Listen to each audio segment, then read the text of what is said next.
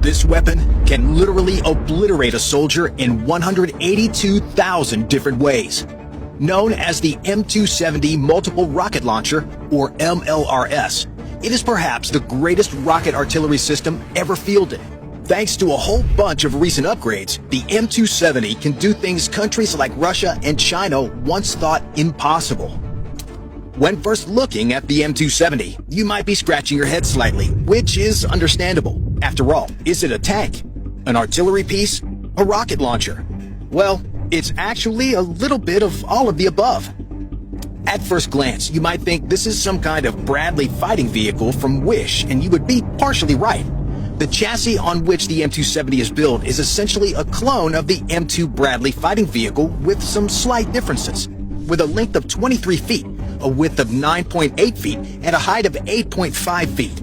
The M270's body is nearly an exact clone of the Bradley. But of course, there are some major differences. While the Bradley is an infantry fighting vehicle, the M270 is a multiple launch rocket system. This means that instead of traditional tube artillery, the unit will fire a salvo of either guided or unguided rockets at the enemy. The M270's business end is the two 6-shot launchers on the back of the unit. And though they may look rather simple, that was part of the design. With a normal crew of 3 soldiers between the driver, gunner, and commander, the M270 can be fired with just a single soldier once in position in a matter of seconds.